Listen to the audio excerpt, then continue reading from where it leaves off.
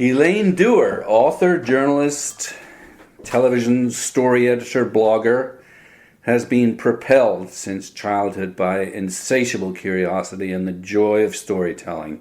Her journalism has been honored by 9 national magazine awards, including the prestigious President's Medal and the American-based White Award for Investigative Journalism.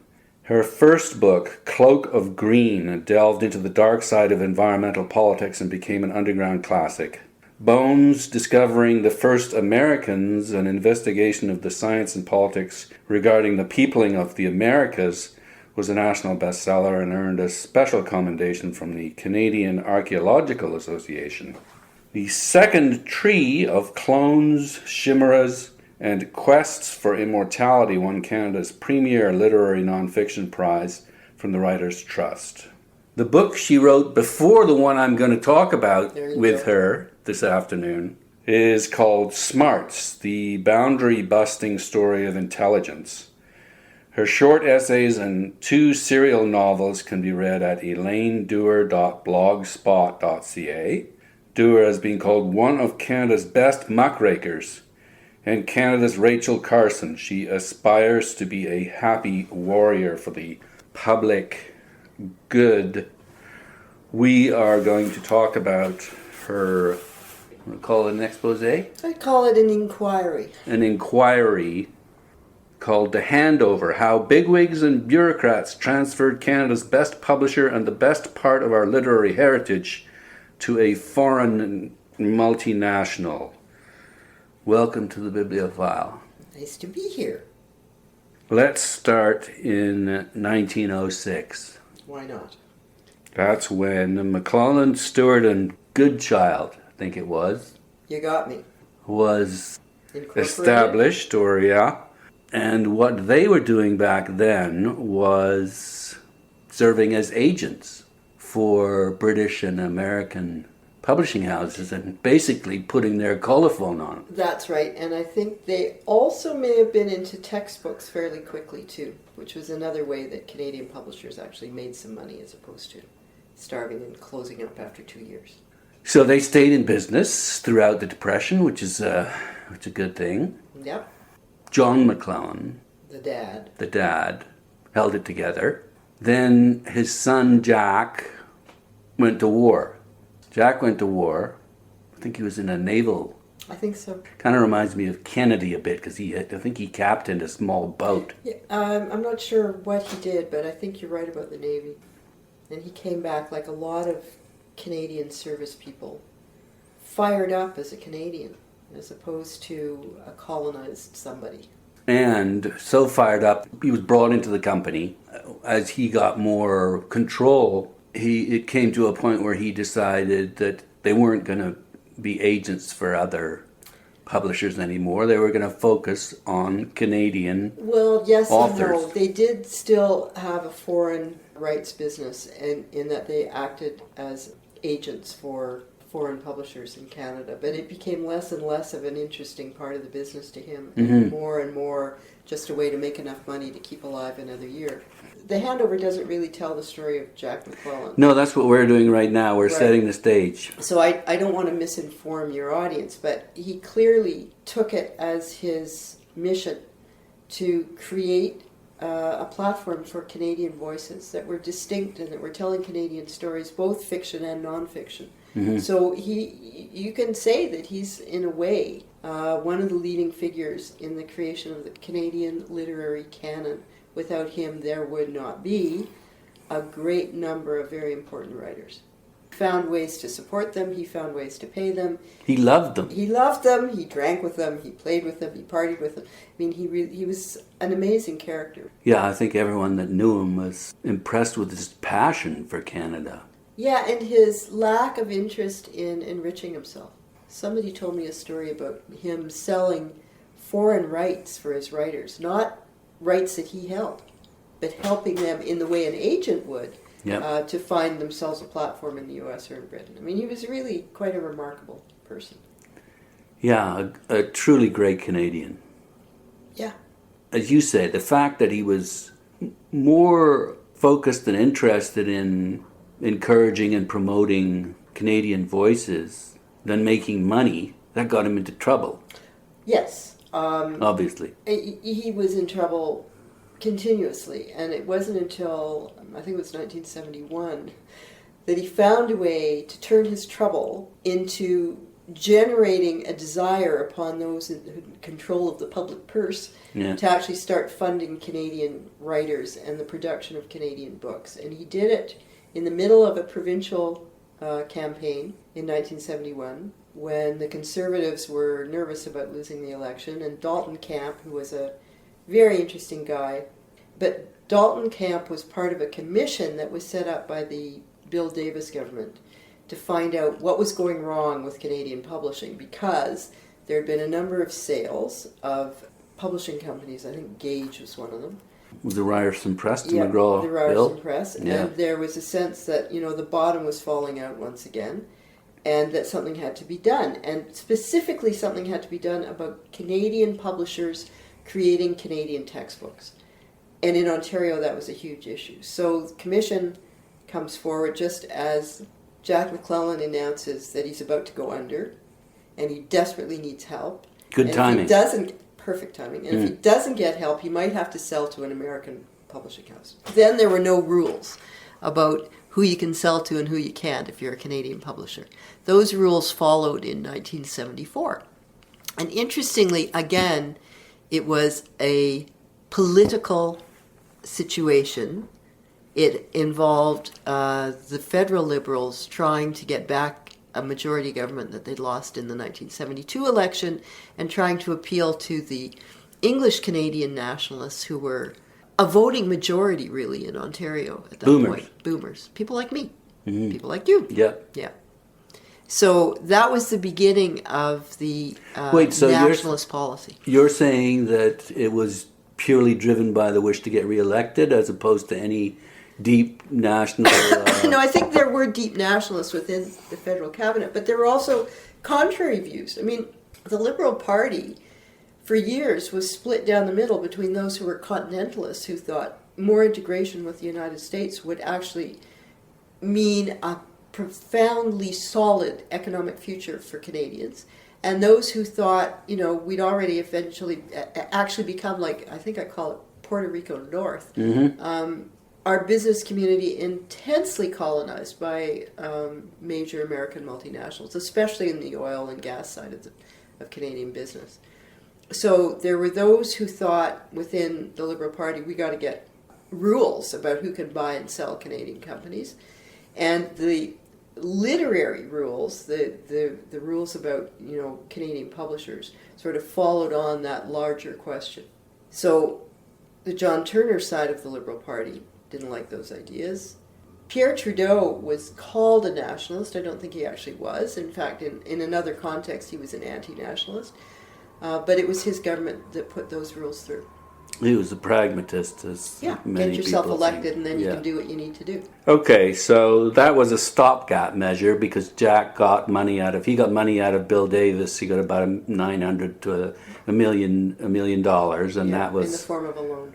In the debenture, you call it, or is that the next one? Well, it is a loan. Okay. But the next one was an actual debenture under Ontario tax rules. Okay. But it was not an investment. It wasn't, we're buying equity in your company. No. It was, here's $1 million, don't go bankrupt. Right. Because you're doing an important work for the country. You're doing something that is important, I think the Commission said, to the national sovereignty of this country. And that's when Canadian publishing became linked with Canadian sovereignty. That's when we sort of crossed over from saying cultural is a nice thing to saying actually cultural is essential. Well, I mean, you could argue that the Canada Council and the Massey Commission was sort of moving in that direction anyway, right? But didn't actually get there. Well, they got quite a bit of money to start handing out. The Canada Council's money that it was handing out was mere dribbles compared to $1 million to Jack McClelland. I don't know about that. I know they started to fund universities. They started to... Yes, but to artists, to writers? No. Maybe not. No, directly, you're right. But I always... In fact, that's one of the quibbles I have here. I thought that, Coach House set up in 1965. Mm-hmm. They must have got some funding to do that. Or do you think they just did it on their own? No, I think they did. I don't know what funding they got, but you should remember, maybe you don't, that during the period of the first Trudeau government, there was a plan called Opportunities for Youth. And later on, I think in 1970 or 1971, there was an extension of that called LIP. So these were grants for young people who were looking to get employed. There was a recession, I think, in 1970. No jobs. Want to keep those kids on side? Give them a grant. So I'm pretty sure that they were getting grants that way, in the way that I was getting grants with a bunch of friends in a craft shop and gallery downtown in Toronto called Me and My Friends. That's how we funded it. We got grants. Okay. So you're saying, though, that the bigger enterprise of publishing and nationalism really didn't get started until 74. So things went okay throughout the 70s, or he was still struggling? Things were still... He struggled and struggled and struggled. His struggle never stopped. Yeah. Because whenever he got money and borrowed money, especially... I don't know how much you remember about the economy of the period, but there was a period where there was a very high run-up of interest rates. Yeah. So he was struggling just to pay the interest on his loans. Right. You know, and the loans kept growing and the interest rates kept climbing. Less and less money available for books. And he got into serious trouble. And by, I think, 1985 is when he brought out the debenture that attracted Avi Bennett's interest. And the next year, Avi Bennett bought him out because he just couldn't take it anymore. And Avi really is the main character in our book. He is indeed. So, I'm trying to think why you wrote this. I'm maybe jumping ahead a little bit here, but it seems to me that you were really annoyed by the fact that Avi was doing something that gave him glamour and prestige. But then he got out in a way that was very beneficial to himself, but they painted it as if he was some kind of patriot. And the same thing with the U of T. Am I accurate in saying that the thing that really spurred you to writing this was that they were whitewashing the whole affair? No, I think what spurred me to write it was that I simply couldn't understand how this deal could have happened. Because we have rules. We have a law. The law says, thou shalt not sell a Canadian publishing company, and that means anybody doing a newspaper, a magazine, or a book, or distributing same, or selling them in a store, to a non-Canadian, unless certain circumstances prevail. Imminent bankruptcy, and the failure to find another Canadian who's willing to buy you out of trouble. So what I couldn't understand was how it was that McClelland and Stewart ended up in the hands of Random House of Canada, now Penguin Random House of Canada, when none of those situations seem to prevail. Yes, and so we are jumping ahead because Avi Bennett invested and then eventually bought out Jack, right? Right. And took over. Right. And was in business then for how long? 15 years. And then for 11 years, after he did this philanthropic act in which he gave 75% of the shares of a new M&S, shorn of its agency business. Yeah, what is the agency business? The agency business is that in which a foreign publisher wants to distribute their product in Canada, and they need a Canadian publisher to do it, so the Canadian publisher has rights to distribute their works in this country. Okay, so who is he working with? Do you recall? Oh, everybody, but I couldn't begin to tell you that. Because I think Raincoast does that out in everybody does that. They have to do that. So he does this gift to the U of T. To the University and that's the of question. Toronto. So why would he do that? That's right. Why would he do that? Right. Why would he give 75% to U of T? Yeah. And sell 25% to Random House of Canada, a foreign-owned entity? Why wouldn't he just give 100% to U of T? And his answer basically got down to, well, University of Toronto Press was not very well run, and I needed to have some kind of party who would do the back office and who would basically run the company. So from the get-go, it was a very strange deal. Yeah, I knew about it, and it was hard to explain. Why would you do that? And why did he need permission from the government of Canada? Because 25% is not enough to run afoul of the Investment Canada Act. So why did he go to Ottawa to get? Why did he say at the press conference or to the reporters after, "I've got government approval"? Couldn't understand it. The more I thought about it, the more I couldn't understand it. But alongside, the reason why it really grabbed my attention was after 2011, when it was taken within the bowels of Random House. In 2013, Penguin and Random House merged, and we ended up with this massively dominant company in the publishing industry in this country, with only basically two people making decisions about what it would publish. Now it's one person then. Now it's one. And that struck me as just beyond bad, not only for writers like me trying to sell, because obviously when you have one major buyer dominating, advances fall to the floor, which means that people who do nonfiction like me can't do the nonfiction we want to do because it costs money. And if the advances go boom and hit the floor, you're out of business. You can't travel, you can't do the research. You can't do anything. So the end result is you've handed over the nonfiction side of publishing to who?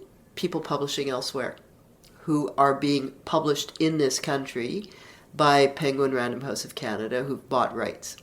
Bertelsmann owns Penguin Random House of Canada. So yes, Bertelsmann. And the Canadian voices that have made a huge difference to the politics of this country suddenly are not going to be heard. They won't be in print. They won't happen. The books they want to do won't happen. Like who? Well, if you look at who was making good nonfiction books that were selling well, Linda McQuaig, I don't think is working anymore with Penguin Random House because I guess her books didn't sell sufficient numbers. Stevie Cameron is working with a smaller publishing company. Her books require a lot of time and a lot of money. A lot of libel lawyers to protect her. Well, we had to go through that too, exactly. So if you sort of look at just at the bestseller list on the nonfiction side, lots of memoir, very little dig. Dig. Yeah. Stories that dig under the surface and tell you things that you need to know that you don't know you need to know until they're out there. You're talking right now. Yeah, I'm talking right now. But this phenomena, I could feel it by 2011. It was really starting to concern me. Okay. You cite the fact. Now, this is novels, but in 1951, an astounding 14 novels were published in Canada, in English Canada, and not too many more poetry books. You didn't cite a number for nonfiction, but the number now you've cited is over 10,000. Right. So that, to me, doesn't sound like we've got a problem. Well, it depends on what those 10,000 are. I mean, if they're books published by... Self-published? Yeah, self-published I think would be included in that number. The only way I can sort of describe to you my unease is by referring you to the bestseller list in the Globe and Mail and the Toronto Star over the last several years. And if you look at them, you will see that the numbers of produced in Canada nonfiction works very rarely make that list anymore.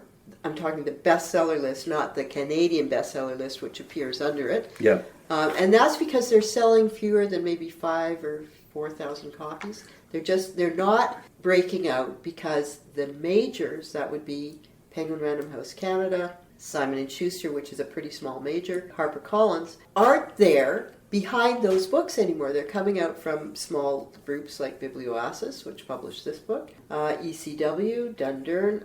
Their marketing money is slim to none. No, they can't offer advances of any size. And they're not buying shelf space. Right. And if you don't buy shelf space, what happens to the book? Well, that's another problem in the country is that we've got a monopoly on the bookseller side too. Yeah. So from 2010, basically, when I went back and looked, really the collapse of the publishing industry in this country starts in 2000 with this deal. The refusal to use the lawful tools in the hands of the Government of Canada to enforce a Canadian policy began with this deal. And almost at the same time, the major book publishing chains are collapsing. The major newspaper chains are collapsing into the hands of 2 or 3 people. Those 2 or 3 people are affiliated politically. Yeah. Put names to those. Well, I'm talking about Izzy Asper, who bought the Southern chain, and then who sold the Southern chain to Conrad Black and Ravelston, Hollinger. So, right-wing liberal sells the major chain in the country to right-wing conservative. And very active representation of those views on the editorial pages of those newspapers. So when it's Izzy Asper, I think there was a missive that went around to all of the publishers of the various newspapers saying, you will take your editorial guidance from head office. And when, I think it was Russell Mills, who was the publisher of the Ottawa Citizen, was fired because he dared to say that Pritchard should resign over Shawinigan Gate. Gone goodbye. So politically connected and reducing in value. So when Izzy Asper buys Southern, it's $3.2 billion. When Conrad Black buys it, I think it's $1.7. And I can't remember what the number was for Postmedia when it goes essentially belly up and Postmedia buys it out of bankruptcy. Okay, but what we're talking about is McClelland and Steward and books in your book primarily, but you're just saying that the general... I'm saying it's part of a context, and the Handover deals with that larger context. It doesn't stop at what happens only with books. It looks at what happens to ebooks, the Kobo sale. That's right. That goes through, and again, no problem. Without a blink. Yeah. The Harlequin sale, which is books. Huge. No blinks, because the people at Torstar, who are Canadian nationalists, took advice from Rob Pritchard, who used to actually be CEO or president of the company, and did this deal with Avi Bennett, went to Ottawa and got an advanced opinion that it was okay that they sell Harlequin to HarperCollins, provided they didn't shop it. In other words, they couldn't look for a buyer, but if a buyer came to them who was foreign, it would be okay. So $350 million later, they do the deal. So they've obviously thought that it's not a problem for a foreign company to own Harlequin romance. Right. Why do you think Their it's a problem? argument was... Why is it a problem? Because it's a Canadian company, and there's a law that says it shouldn't be sold. Yeah, but it's their company. There's rules. Yeah, but what's the basis of the... Thou shalt not sell a Canadian publisher to a foreign entity unless that company is in dire financial strait and no Canadian has made an offer. Yeah, but again... No Canadian made an offer for Harlequin because they didn't go look for one. Harlequin was making money. Yes, and so again, what your concern is that... If you have a law, enforce it. And if you don't want to enforce it, get it off the book. Get rid of the law. Because what it's doing is reducing the value of the Canadian publishers that exist. Well, that's right. They can't shop it around. They can't shop it around. Or they can, but the number of buyers is really low. And the cash in their pockets is not sufficient. And you call this the third rail. Yeah, of Canadian politics. Because... no politician wants to touch this and say it's kind of antiquated, and given the world we have today with the internet and boundaryless countries, it makes no sense. You're simply saying if it's on the books, they should enforce it. Right, and if you don't want to enforce it, get rid of it. So the Conservatives wanted to get rid of it, but they had a minority government, and they were afraid to get rid of it. So they have this whole review, and then they back off. Meanwhile, they let deals go through.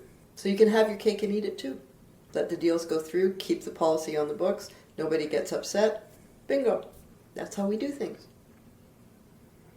So let's get back to this very specific deal. You, again, scratching your head, why did Avi not sell the whole thing? No, or give the whole thing to U of T. Yeah. Just give it away. And the other thing is, they didn't even give it to the U of T press, which makes sense. They gave it to the governing council of the University so of again, Toronto. there's all sorts of weird stuff. Yes.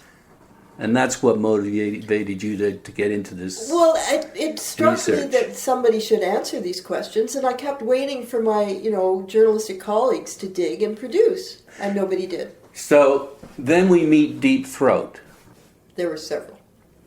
Yeah, okay, but there's a main Deep Throat in your book early on, and Chapter 2, Hints and Allegations. He basically spills all the beans. He tells us everything. Yeah, but was he believable? Was my Well, problem. and then throughout the book, you take us on your investigative process, Right. which is fascinating, and it is a page turner. I'm glad you found it so. Maybe you could just quickly tell us all the bad stuff that took place. The hints and allegations? So the hint was two things, actually. That the tax credit that is earned when you make a charitable contribution, in this case, was rumored to be extremely high, but nobody knew what it was. Right.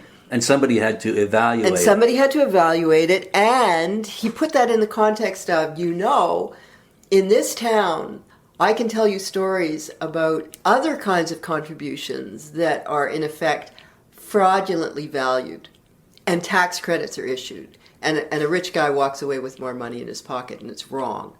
The other thing that he alleged was that McClelland and Steward, under Avi Bennett, had friends in high places, specifically at the Canada Council, who were sort of funneling money in the form of grants improperly given. So grants given, for example, for a fiction are larger than grants given for a nonfiction. Mm-hmm. So they would reclassify a nonfiction book as a fiction book and hand over the money. Deep Throat said that when he filed a... Who is Deep Throat? I'm not going to tell you. Who is Deep Throat? I cannot tell you. So the problem here is that when he filed an access to information request, it came back with the proper information that, these books were improperly granted funds when they were not fiction, they were nonfiction, and they were given... Anyway. And he was threatened when he raised hell about it. So... By who? Persons at the Canada Council, he tells me. So the next thing he claimed was that M&S got more grants from the public granting system, which is varied. Okay, so there's Canada Council, there's Heritage Canada's Book Fund, there's the Ontario OMDC tax credit, there's the Ontario Book Fund, which is managed by the OMDC as well, and there are the two arts councils, Ontario Arts Council and the Canada Council, which make grants on slightly different bases. So he said that after the transfer of McClelland and Steward to U of T/RandomHouse, those grants continued, and they shouldn't have, in his view, because the question of control, who controlled this new entity, should have disqualified this new entity from receiving some, if not all, of those grants.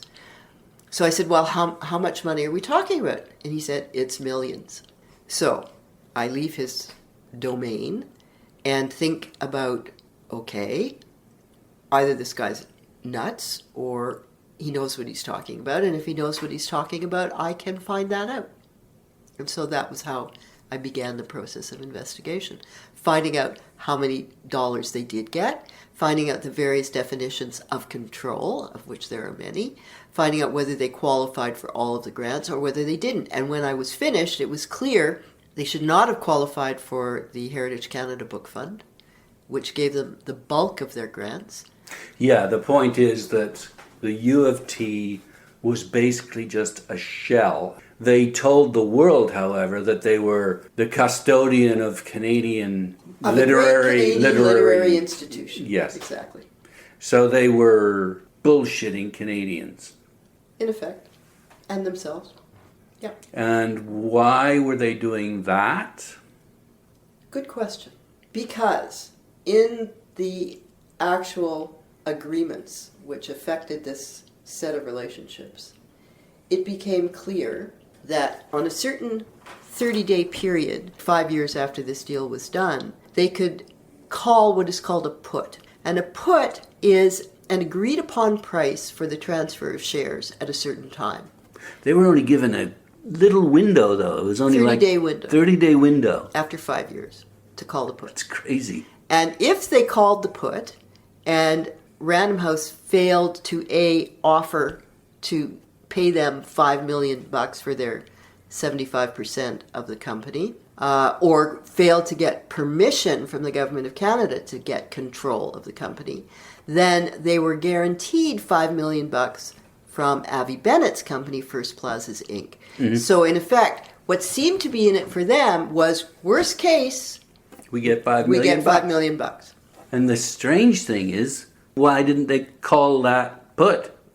Good question. And the one set of documents that the U of T would not show me were the emails with regard to why they didn't call the put. I think I have figured it out. It is a speculation, and the speculation is that the way the deal was structured, if Avi Bennett paid $5 million for those shares, the debt that was owed by McClelland and Steward to Penguin Random House for managing its affairs would not be paid. The debt would cling to the shares. Right. And U of T would be on the hook for $16 million at the end of the day. $16 million of debt that Random that House accrued between built up 2006 and 2011. And prior to that, the debt was much. maybe about $3 million. Yeah. So it escalated. At least that's the last numbers that I'm aware of. So it escalated rather quickly. Now, I'm sure that Random House will argue, yeah, but that's when the book business went to hell. However, they really shrank their production of books. So the costs would have gone down. The costs should have gone down. They closed down McFarlane, Walter, and Ross in 2003, so those costs were no longer there. It looks to me, and again, this is speculation, that there were advantages to building up that big debt. No Canadian publisher would make an offer for the company. But how did they build up that debt? Like what they buy? I have no idea, because although University of Toronto owned the bulk of the company until 2011, when I asked for the financial statements, which they should have had for the entire period, the only financial statements they gave me were A, not complete, and B, cut off in 2005, which is the same year that the FIPA, the Freedom of Information and Protection of Privacy Act of Ontario, reached out to cover universities. So the financial statements which they had seen were no longer kept on their premises, in case someone like me came along and asked to see them. So who's got them? Random House? Random House has them. And there's no way you can get a hold of them? Random House did not give me an interview. Right. How do you spend $16 million?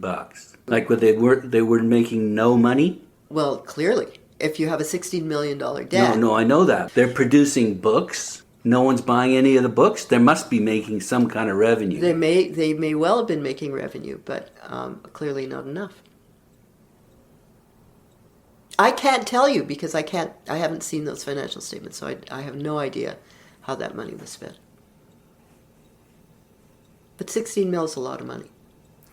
Well, and when you added the 16 mil to the 5.3 that they paid for their 25% minority share, it comes out to 22 million and change, which is the exact value that was given when the company changed hands in 2000. Because Avi got $15 million as a tax credit, write-off, but he got 5.3 million in cash from Random House, plus 1 million in the form of a promissory note, which was acted on, I believe, in the following year. Right, would have had to have been. So it all kind of evens out in a nice way. Yeah, when you put it all together, it comes out to 22 mil. Neat. Too neat. Very clever. Well, that's the thing. That's why you've got a clever husband. You're obviously attracted by cleverness. Yeah, I like cleverness. You like cleverness. I do. And this whole scenario was really a little bit too clever. Yes, but you have to admire it. I mean, Avi Bennett was a really smart business guy. And he did carry this company on his back for 15 years. He's entitled. I'm not going to say that Avi wasn't entitled to take money back. Because he must have spent $1 million a year, maybe $2 million a year, so it was debt-free. And, that's a lot of money. Yeah. And why shouldn't he get something back? Why? This is a business. It's not a charity. Yes.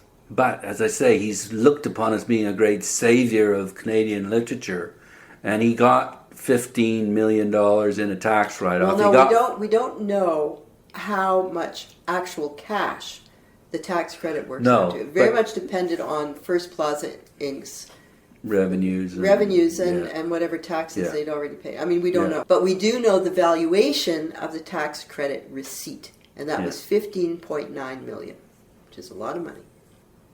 So it really was quite a little nut that you wanted to crack. Yeah, I wanted to understand how that business worked.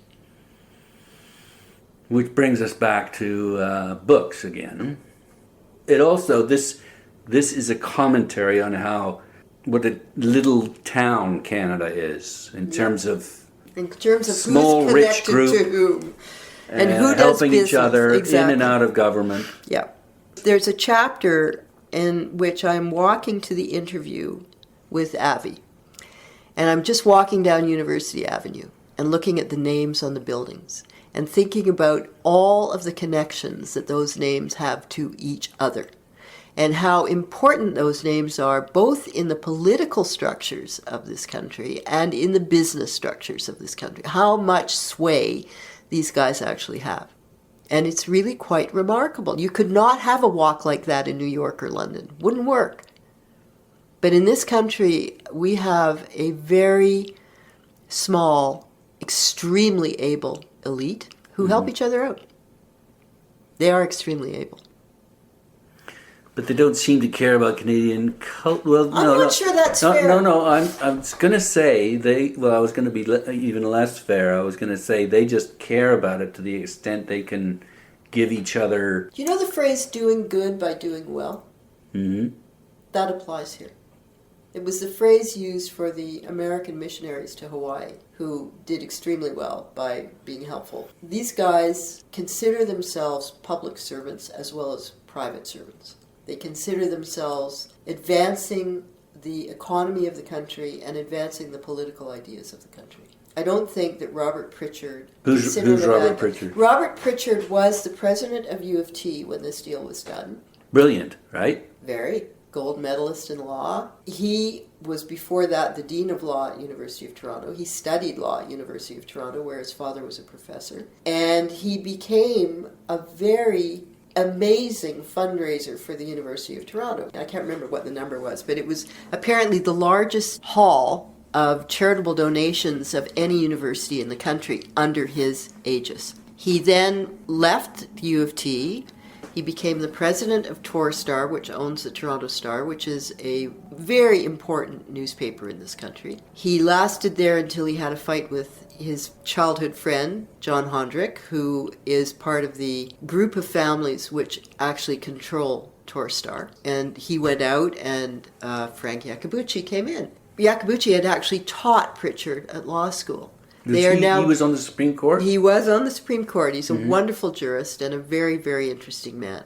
And is now senior counsel to Tories, where Pritchard is the non-executive chairman. Tories is one of the leading law firms, the leading law firm in this country, with very interesting political and business connections. They're the brothers who really created the larger form of Tories. One, James, ran the law firm while his brother was a consigliere to the Thomson Corporation. So the connections are so thick that just trying to pick them apart... Like a neuron... Right. Network. Neural net. Neural net. There you are. Deep learning neural net. Okay, but do they have their own interests at heart, or do they have Canada's interests? Okay, they're both the same thing. It's not necessarily, one does not necessarily exclude the other.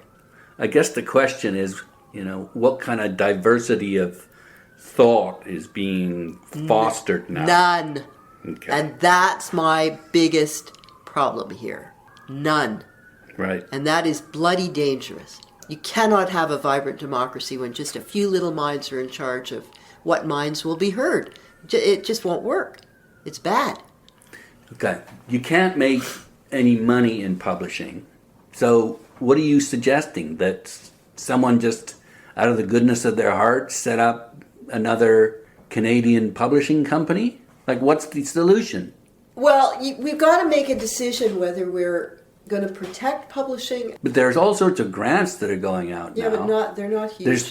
There's 200 odd. 230 publishers, and I think it's 39.1 million. So divide that by 230, what do you come to? Not a heck of a lot of hay. I was asking for the solution. I'm not sure I have one.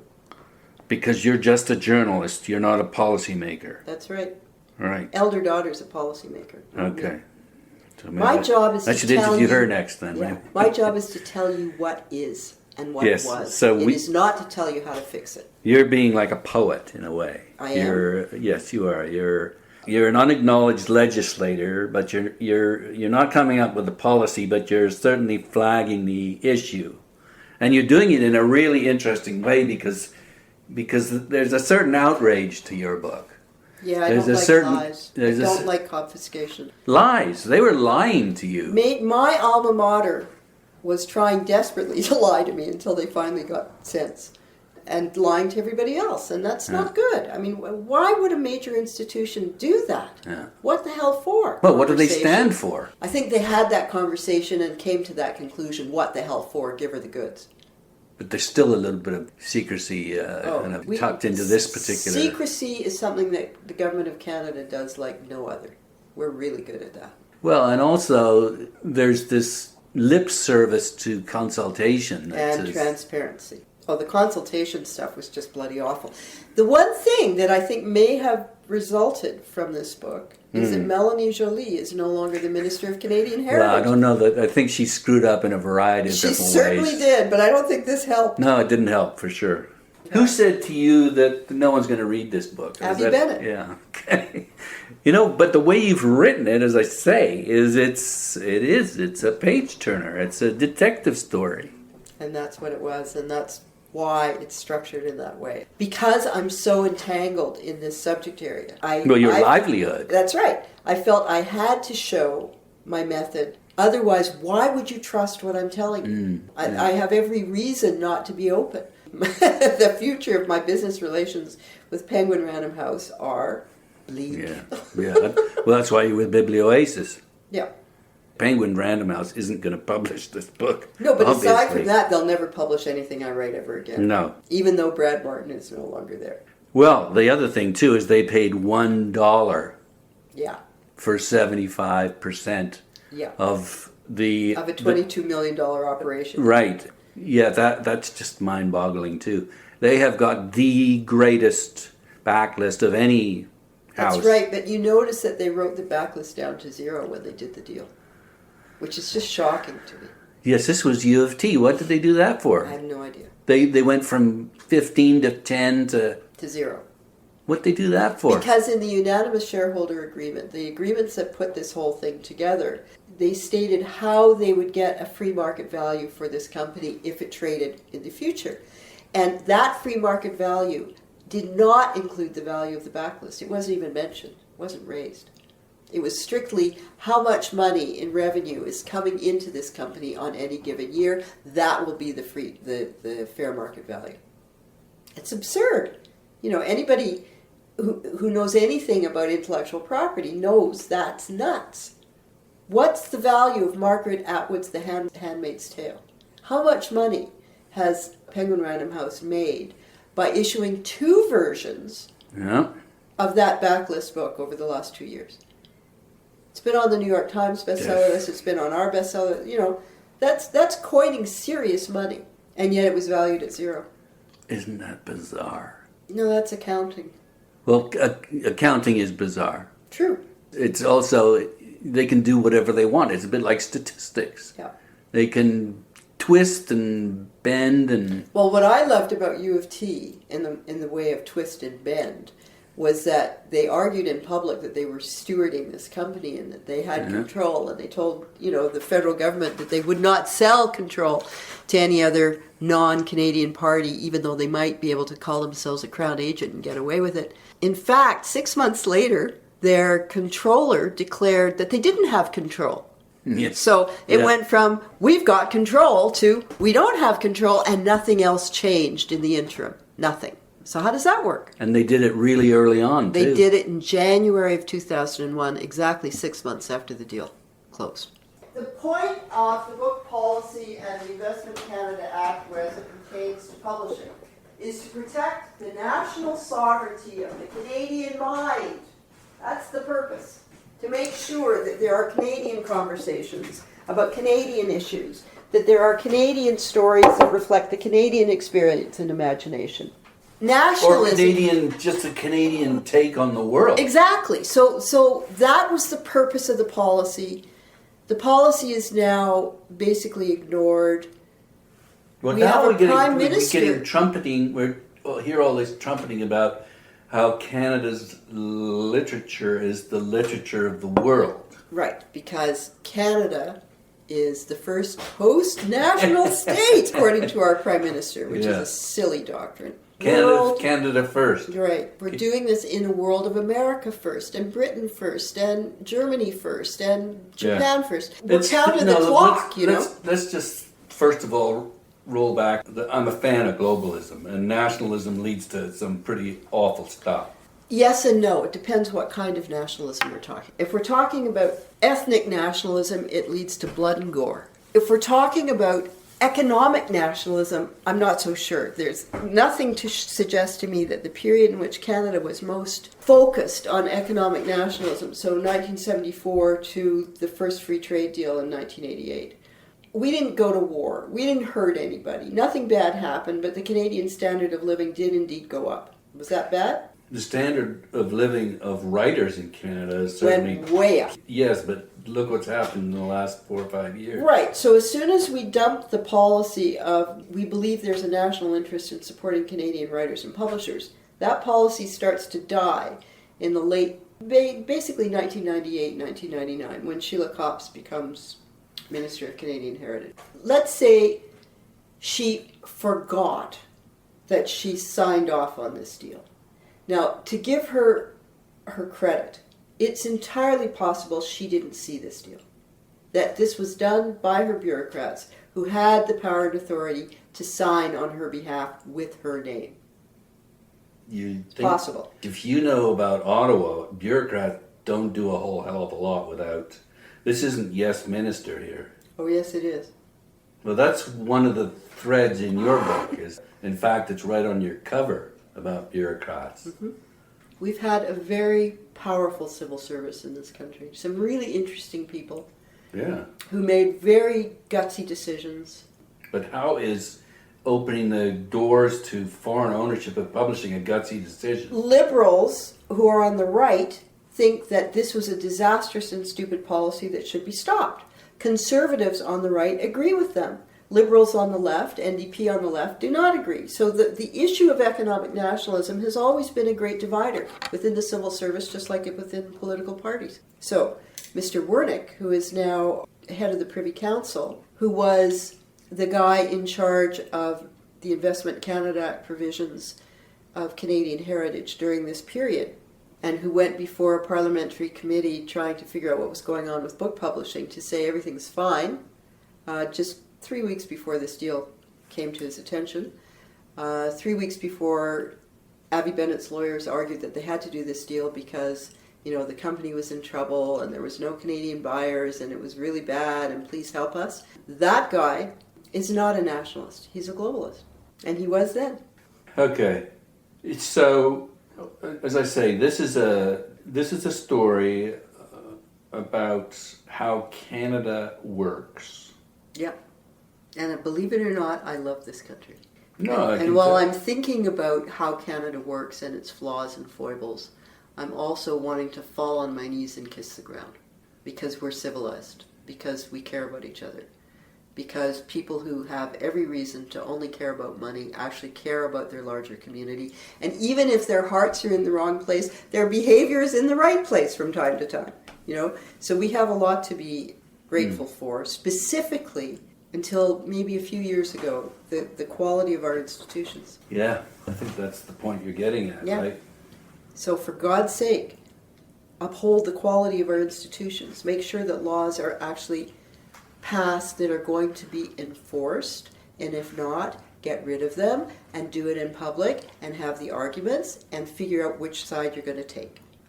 Don't sweep it under the rug. Sounds like you're going to vote for Maxime Bernier. No. It's exactly what he's saying. Yeah, except he's a libertarian, and libertarians are idiots.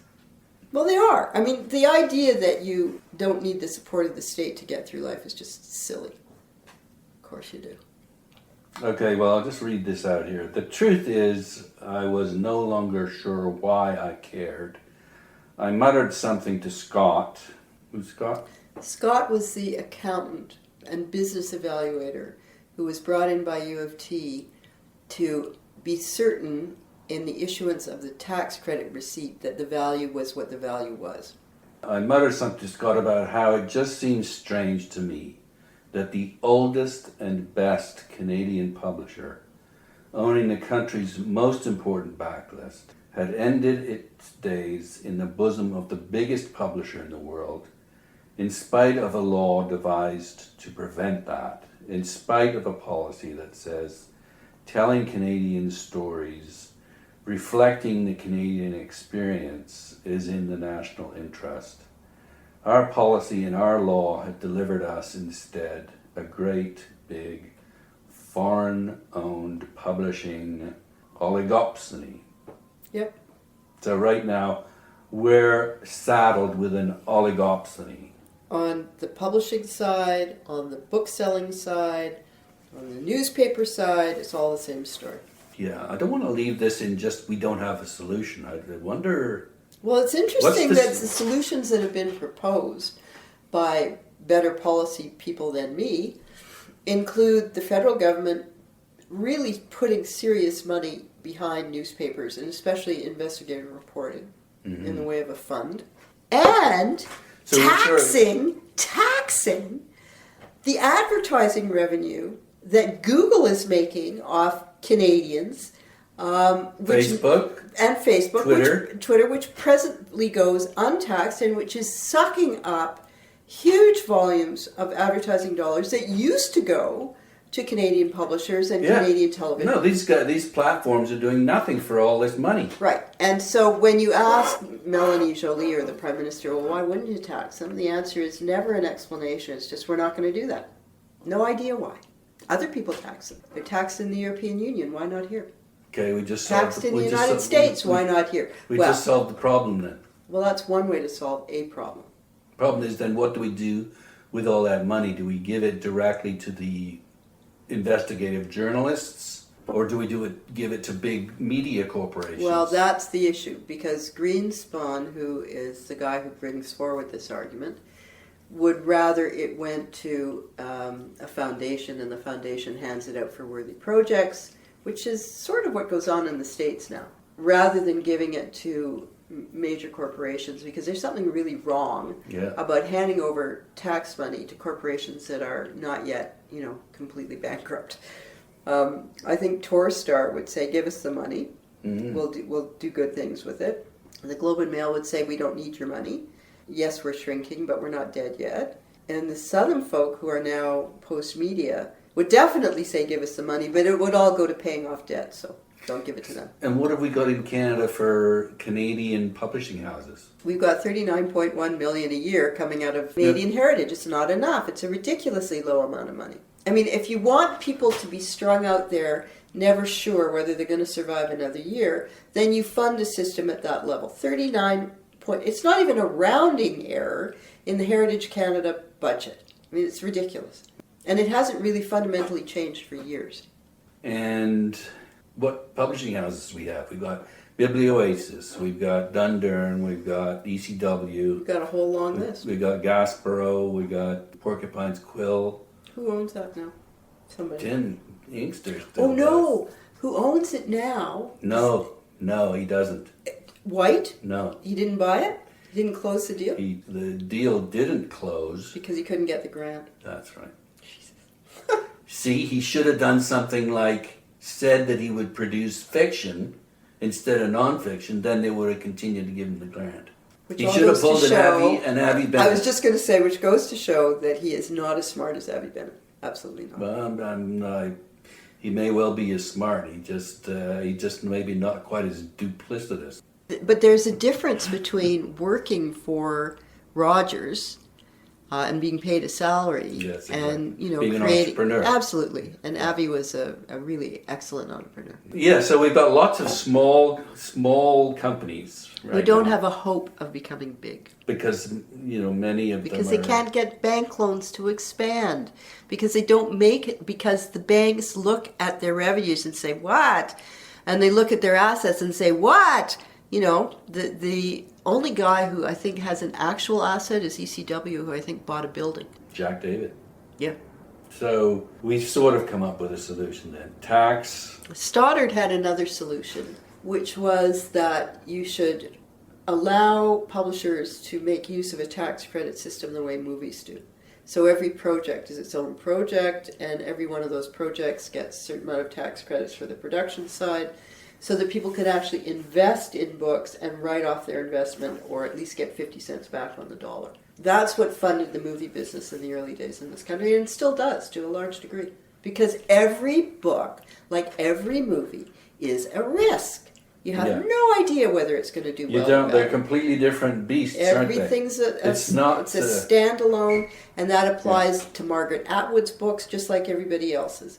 She'll have a book that does really well, followed by a book that goes nowhere. You can't know where the zeitgeist is moving until you're in the middle of it. It's not like your commodity business. No, and with books it's particularly difficult. I mean, as a magazine editor, my job was to know where things were going to be in 3 months, so that when I assigned a story, it would be on everybody's lips when we published it 3 months later. That was my job. A book publisher's job is the same, but the time frame is horrendous. Mm-hmm. For a nonfiction book, 2 years for this, and this was fast. So you have to have a feel for where the future is going, especially on the nonfiction side, but also on the fiction side. What are people going to want to read about in 5 years? Do you know? Yeah, but again, a great work is timeless. Yes, but if it hits right, everybody hears about it and they buy it. A great work can be timeless and unknown. It could take 10, 15, 20 years before, or 100 before years. anybody pays attention. Or a big movie's made about it. Right. So who's going to star in this movie? I don't think there's going to be a The Handover. I think it'd make a great made-for-TV little mini-series. You don't think so? No, because the heart of the book is contracts, which cannot be made visual, no matter how hard you try. As I say, it's a page-turner. That's great. Anything else you want to say about the publishing business, the Canadian establishment, where we're headed? I would have said 102 days ago that we're okay, and now I think we're headed to the rat factory. 102 days ago. Yeah, 102 days ago, Rob Ford was elected Premier of Ontario. I really did not believe that he could get elected, especially in an overwhelming majority. I mean, that's just again, really bad news. Yeah, it's weird, isn't it? It's like, who voted for him? Exactly, and who failed to vote? Who just was too bloody apathetic. lazy to go. So we're now stuck with a Trump Monkey for 4 years. It's going to be chaos, and we've already got a serious trouble with the guy on the south side of us. It's a very interesting time. All assumptions are getting pulled up from under us. Yeah. Doesn't make you real comfortable. Sure is entertaining, though. It is. It's true. Just like this book. And the book is The Handover, the author Elaine Dewar, the publisher Biblioasis. What are you working on now? Book? A novel that I set aside years ago because it was too close, and it seems not to be too close now. So when I get my husband home from the hospital and I'm not running every day, I'll be back at that. But there's no nonfiction for me for a while. I can't leave town, basically, because he's not well. And he's a clever guy. He deserves good care. Loving guy, too, I imagine. No, he's a great guy. Yeah. He's a great guy. Thanks very much for your time. I enjoyed it.